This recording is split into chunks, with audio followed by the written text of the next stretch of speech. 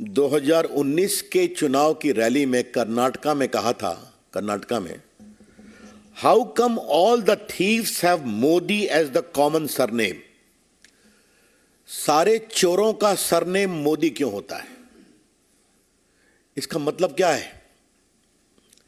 मतलब सरनेम नहीं, कहीं की मोदी जाति होती है, मोदी लोग स्पोर्ट्समैन होते हैं, पॉलिटिकल लीडर्स होते हैं, बड़े बड़े डॉक्टर्स होते हैं, प्रोफेशनल्स होते हैं, बिजनेसमैन होते हैं, और आपने ये कह दिया तो आपके खिलाफ कार्रवाई नहीं होगी क्या? क्यों नहीं होनी चाहिए? अगर आप एक पूरे सरनेम को इस तरह से इंसल्ट करेंगे कि जिसका सरनेम मोदी हुआ वो चोर होता है, तो बिल्कुल डिफेमेटरी है ना। और बाकायदे सुनवाई हुई, उनको अपना पक्ष रखने का अवसर मिला, उनके वकीलों ने बहस की, प्रोसिक्यूशन के विटनेसेस आए, जो कानून की प्रक्रिया है उसके अनुसार यह निर्णय हुआ। जहां तक मेरी जानकारी है, बिहार भाजपा के नेता सुशील मोदी ने भी पटना में एक केस कर रखा है, और वहां भी राहुल गांधी बेल पर है, और जल्दी वो सुशील मोदी के साइड का एविडेंस पूरा हो गया, उन लोगों का एविडेंस शुरू होगा इनका। लेकिन आज कुछ बड़े सवाल मुझे करने हैं। मैं देख रहा था कि राहुल गांधी ने कहा कि मैं सत्य और अहिंसा में विश्वास करता हूं। क्या सत्य और अहिंसा में विश्वास करना लोगों को अपमानित करना है? देश को जाति सूचक गाली देना है? जो उन्होंने कहा मैं उसको दोहरा नहीं सकता, आपके सामने है कि कितनी वो भद्दी बात उन्होंने कही। अगर राहुल गांधी को अपने जिद से लोगों को अपमानित करने का अधिकार है, गाली देने का अधिकार है, तो जो उनकी गाली से दुखित हैं, पीड़ित हैं, उनको कोर्ट में डिफेमेशन केस करने का अधिकार है। The law of India is that if an individual or an organization has been defamed by defamatory comment, by abuses, by scurrilous comments, by scandalous comments, then he has got the right to seek redress. क्या Congress party को इस पर भी परेशानी है क्या कि वो चाहते हैं कि राहुल गांधी को कंप्लीट फ्रीडम दिया जाए, वो गाली पढ़ते रहें? ये तो नहीं हो सकता ना। अगर देश में कानून का राज है तो कानून का राज चलेगा। इसलिए आज मुझे सबसे आश्चर्य लगा उनके राष्ट्रीय अध्यक्ष खरगे साहब के कमेंट पर।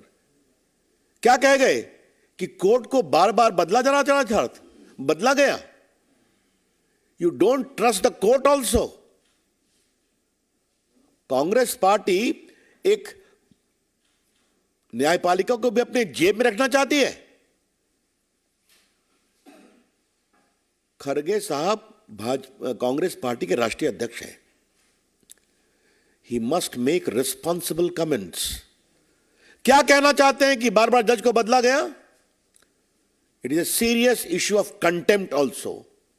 आपको सजा हुई, आप अपील में जाइए, अपनी बात कहिए, बेल आपको मिल चुका है टेम्पररी, आप जाइए अपील में। ये आप कैसे कर सकते हैं?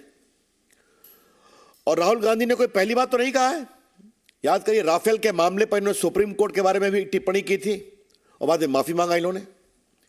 इस पर हम चर्चा कर चुके हैं। तो आलोचना का हम सम्मान करते हैं, राहुल गांधी आलोचना नहीं करते। राहुल गांधी देश को बदनाम करते हैं, जनतंत्र को बदनाम करते हैं, और देश की जनता को भी बदनाम करते हैं। अब जैसे आपको अभी हाल में लंदन गए थे ना, उनकी तो हमने आपको एक ही बात कही कि भारत में लोकतंत्र समाप्त हो गया है और यूरोपियन कंट्रीज को और अमेरिका को इसका नोटिस देना चाहिए। उसकी चर्चा मैंने यहीं से की थी, तो कितना तूफान खड़ा किया गया, मेरे खिलाफ बड़े अपशब्द कहे गए। फिर हमने उनका वीडियो डाल दिया आपके सामने में, तब कोई जवाब नहीं मिलता। उन्होंने भारत के लोकतंत्र का अपमान विदेशी धरती पर पहली बार नहीं किया है, हमेशा करते हैं। और उनको वोट नहीं मिलता अभी आसाम में, नॉर्थ ईस्ट में हारे, नागालैंड में हारे, मेघालय में हारे, मिजोरम में हारे, तो फिर कहते हैं कि देश में लोकतंत्र खत्म हो गया। तो the people don't vote for you mister Rahul Gandhi, don't blame the people of India, don't curse the democracy of India. न भारत की जनता का अपमान करें, न देश के लोकतंत्र को पर विलाप करें, यह हम कहना चाहते हैं। अब बताइए उन्होंने क्या क्या कहा। नफरत के बीज बोएंगे। राहुल गांधी विदेश गए तो नफरत के बीज तो बोएंगे ही बोएंगे। लंदन में क्या कह गए, भारत यूनियन ऑफ स्टेट्स है, भारत राष्ट्र नहीं है। तो राष्ट्र की समझदारी राहुल को कितना आपको पता ही है। ये तो बिल्कुल माओइस्ट थिंकिंग है ना, कि भारत कोई देश नहीं है, एक राज्यों का समूह है जिसको संवैधानिक दबाव में एक रखा गया है। अब बाकी मैंने कह दिया, भारत के लोकतंत्र पर हमले हो रहे हैं, भारत की आवाज दबा दी गई है। उसके बाद उन्होंने क्या कहा, कश्मीर एक बहुत ही हिंसक राज्य है, जबकि वहां हिंसा कम हुई है, वो तिरंगा फहरा करके आए हैं। पुलवामा हमले को उन्होंने लंदन मार्च में कहा कि वो कार धमाका था, कार धमाका, शहीदों का अपमान किया उन्होंने। फिर कहा विपक्षी नेताओं के फोन पर पेगासस लगे हुए हैं, सुप्रीम कोर्ट ने कहा अपना फोन तो दे दीजिए आप, तो देने की हिम्मत नहीं हुई। और चीन की तारीफ तो जो उन्होंने किया, आपने देखा ही, चीन सद्भावना बड़ा देश है। 22 में क्या कहा था लंदन में, देश में मिट्टी का तेल छिड़क दिया गया है, चिंगारी की जरूरत है। और कहा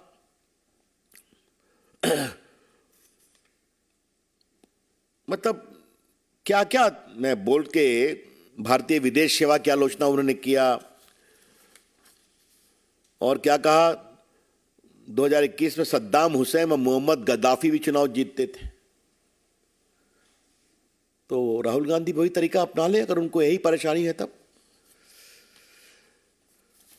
और जहां तक गाली पढ़ने का सवाल है, तो आज तो हमारे पास पूरा रिकॉर्ड रखा हुआ है उनका उनके पार्टी के नेताओं का। मैं बदौनी से कहूंगा इसको रिलीज कर दें आप लोग के लिए। क्या क्या कहा, अभी जो उनके राजस्थान के प्रभारी सुखविंदर रंधावा हैं, उन्होंने पीएम मोदी पर क्या कहा कि उनको खत्म करने की बात कही। जयराम रमेश तो पीएम की तुलना हिटलर स्टालिन से करते ही रहते हैं। शायद कांग्रेस पार्टी के गुणी कम्युनिकेशन इंचार्ज को हिटलर स्टालिन से बहुत प्रेम है? और सुरजेवाला साहब ने कहा मोदी तेरी कब्र खुदेगी। पवन खेड़ा जी ने उनके पिता का अपमान किया। और किसने किसने क्या कहा, मतलब सारा कुछ मेरे पास है। कुछ तो इतने शर्मनाक हैं कि मैं उसको रिपीट नहीं कर सकता, क्षमा करिएगा। तो आप फ्री गाली पढ़ेंगे, आप देश की सेना का अपमान करेंगे, आप देश के शहीदों की शहादत का मजाक बनाएंगे, आप भारत के राष्ट्रभक्ति राष्ट्र शक्ति का अपमान करेंगे, आप देश की जनता के वोट का अपमान करेंगे, आप देश की जनता के जनमत का अपमान करेंगे और कहेंगे हम सत्य और अहिंसा के पुजारी हैं। ऐसा कैसे चलेगा? याद है ना, राहुल गांधी ने एक ऑर्डिनेंस फाड़ा था, याद है कि नहीं? आप लोग भूल गए ना? सबके आपके सामने पड़ा था। It is nonsense. तो जो ऑर्डिनेंस मनमोहन सिंह की सरकार ने कैबिनेट में पास किया, उसको उन्होंने फाड़कर फेंक दिया था। तो देश को कमजोर करना, देश को बदनाम करना और नरेंद्र मोदी के खिलाफ और भाजपा के खिलाफ भद्दी से भद्दी गाली समान आरोप लगाना राहुल गांधी की फितरत हो गई है। इसलिए मैंने सब विस्तार से कहा। लेकिन अब ये हाइट हो रहा है कि वो न्यायपालिका पर भी टिप्पणी कांग्रेस कर रही है। राहुल गांधी जी, अगर आप गाली पढ़ेंगे तो कानून तो काम करेगा ना, कि वो भी नहीं करेगा। आप आलोचना करिए, लेकिन क्या सारे मोदी चोर हैं? This is clearly defamatory. तो आपको कानून का रास्ता दिया गया, आप वहां पेश हुए, आपने सफाई दी, आपकी सफाई कोर्ट को कन्विंस नहीं हो सकी। और अगर इस तरह से बोलेंगे तो और समस्या में पड़ेंगे आप। तो आरएसएस के बारे में कितने कितने बातें बोलते रहते हैं, आपको मालूम ही है। मैं अपने मीडिया सेल को कहूंगा कि एक बार जरा काउंटिंग कराया जाए कि राहुल गांधी के खिलाफ कितना डिफेमेशन केस चल रहा है देश भर में। आप लोग भी देखते हैं, जाके उनको बिल लेना पड़ता है। तो राहुल गांधी जी लोकतंत्र लोक लाज से चलता है। Rahul Gandhi ji, democracy ultimately is run by certain probity and propriety with regard to fair play. Now, the most important element of that is you please respect the popular verdict. अब आपको वोट नहीं मिलता तो देश का लोकतंत्र गड़बड़ है, देश के नेताओं पर आरोप लगाओ, भद्दी भद्दी गालियां पढ़ो, देश का विदेश में जाके अपमान करो, ऐसा नहीं होता ना। और अगर कांग्रेसी समझते हैं कि दरबार संस्कृति में राहुल गांधी के पीछे खड़े होकर वो देश के लोकतंत्र और देश की कानून व्यवस्था को मजबूत कर रहे हैं, तो मेरे ख्याल में वो दिवा स्वप्न देख रहे हैं। और अगर वो ये समझते हैं कि न्यायपालिका पर आरोप लगाकर दबाव दे करके वो अपने पक्ष में कार्रवाई कराएंगे, तो वो और भी गलतफहमी में है। अब आज का भारत 75 ईयर्स ओल्ड है। अंतिम बात मुझे कहनी है और फिर मैं आपके प्रश्न लूंगा। बार बार ये भारत और विदेश में कहते हैं कि भारत में इंस्टीट्यूशंस कॉम्प्रोमाइज हो रहा है, कहते हैं ना। आज आप देख लीजिए कि उनके राष्ट्रीय अध्यक्ष ने न्यायपालिका के बारे में क्या कहा। मैं फिर रिपीट कर रहा हूं, आज के निर्णय के बाद उनके राष्ट्रीय अध्यक्ष ने देश की न्यायपालिका के बारे में क्या कहा। राहुल गांधी तो राफेल पर सुप्रीम कोर्ट के बारे में बोल ही चुके हैं। तो आपके पक्ष में फैसला आए तो न्यायपालिका ठीक है, लोकतंत्र में आपको वोट मिल जाए तो लोकतंत्र ठीक है, अखबार आपके पक्ष में लिखे तो अखबार ठीक है, लेकिन आपके खिलाफ कुछ नहीं होना चाहिए। यह है उनका लोकतंत्र और यह है उनका कानून के न्याय, कानून के राज का सम्मान। हम इसकी बहुत भर्त्सना करते हैं।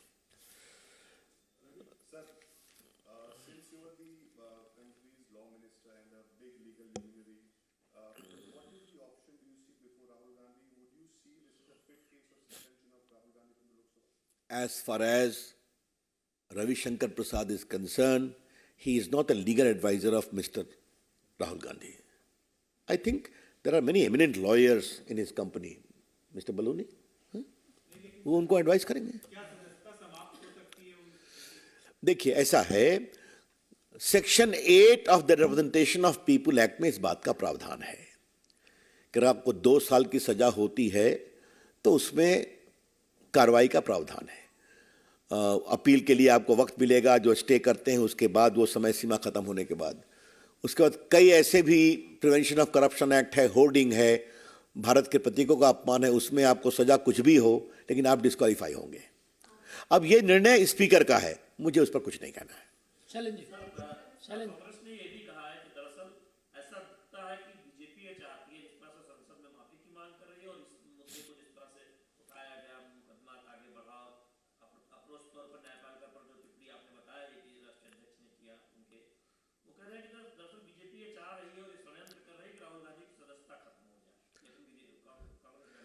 मैंने इसका क्या जवाब मैं दूं भाई?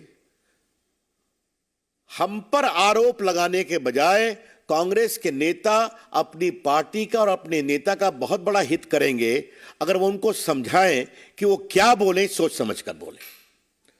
वो छोटे व्यक्ति नहीं है ना, वो कांग्रेस के राष्ट्रीय अध्यक्ष रहे हैं ना।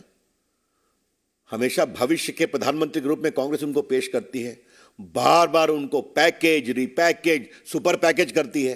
तो करती है तो करे, उनका निजी मामला है, लेकिन थोड़ा ये भी तो समझाए क्या बोलना, कैसे बोलना, किन शब्दों का प्रयोग करना, ये तो वो नहीं देखते हैं। इसे कहते हैं शुद्ध भाषा में दरबारी संस्कृति। जैसे ही सूरत कोर्ट ने अपना फैसला सुनाया, पूरी कांग्रेस पार्टी, जितने उनके मुख्यमंत्री हैं, सब राहुल गांधी के बचाव में उतर गए।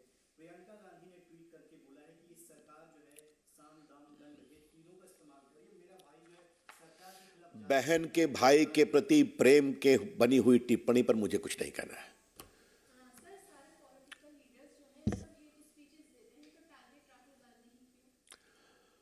आप केस करिए, बहुत लोगों ने केस किया है ना। अब क्या बात करती हैं? बहुत से लोगों को तो सुप्रीम कोर्ट लड़ाई लड़नी पड़ी, हिंदुत्व की लड़ाई, आपको मालूम है ना। 95 में सुप्रीम कोर्ट का जजमेंट आया था कि नहीं आया था? दर्जनों जजमेंट है सुप्रीम कोर्ट के। तो आप बात करते हैं, बहुत से लोगों ने तो सुप्रीम कोर्ट तक चेज किया था। एक तो बहुत बड़े वकील नेता ने दिल्ली हाईकोर्ट में केस किया था कि भाजपा को बैन कर देना चाहिए। क्या बात करती हैं आप? जब आप बोलेंगे केस होगा तो आपको डिफेमेशन में अपना डिफेंस देना पड़ेगा। डिफेंस हुआ, स्वीकार नहीं हुआ, आपको सजा मिली। Ravishankar ji, you just said that Mr. Mallikarjun Kharge's statements tantamount to contempt of court. Do you think that also is a fit case for court case? I have made a general observations. मैं आपको मैंने आपके सामने आज बहुत कुछ सब है, इसलिए मैंने उनका कमेंट आपने भी देखा होगा, मैं उसको रिपीट नहीं करूंगा कि बार बार जज बदले गए। उनका पब्लिक कमेंट है, you know it very well. What do you mean by this? That means judiciary was thought to be picked up very unfair, grossly unfair, and coming from the head of the Congress is astounding to say the least. Ravishankar ji, Ashok Gehlot ने कहा कि न्यायपालिका दबाव में है। इससे पहले अटल जी, आडवाणी जी दोनों मामले में इस तरह के बयान दिए थे, फिर भी उन पर कुछ नहीं हुआ, लेकिन राहुल गांधी पर सजा होता है। इसका मतलब है न्यायपालिका दबाव में काम कर रही है और एनडीए से सिर्फ राहुल गांधी ही लड़ रहे हैं।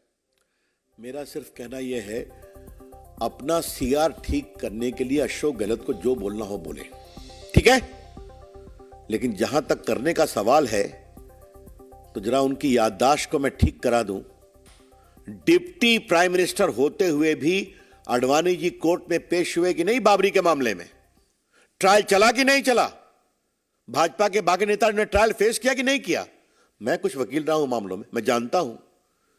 तो थोड़ा मिस्टर अशोक जी होमवर्क करना सीखिए। और आपकी तरह जैसे केस विड्रॉ होता है, एनडीए सरकार ने केस विड्रॉ नहीं किया, अटल जी प्राइम मिनिस्टर थे। हाँ, और अंत में न्याय प्रक्रिया चमक कर निकले आडवाणी जी, बाकी लोग। और तो छोड़िए, हमारे नेता प्रधानमंत्री नरेंद्र मोदी जी को अशोक गहलोत, आपकी सरकार ने, मनमोहन सिंह ने कितना प्रताड़ित किया मुख्यमंत्री के रूप में। सुप्रीम कोर्ट में कितनी बार मामला गया, हाई कोर्ट में गया। क्या बात करते हैं आप?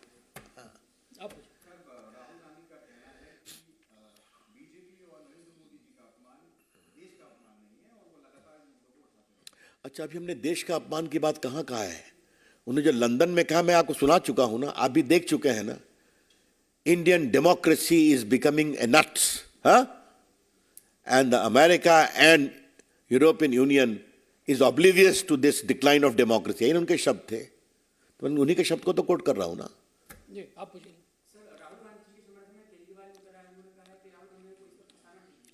केजरीवाल जी आजकल काफी समस्या में है, तो काफी जगह उतरते रहते हैं, छोड़ दीजिए उसको। जी न्यूज।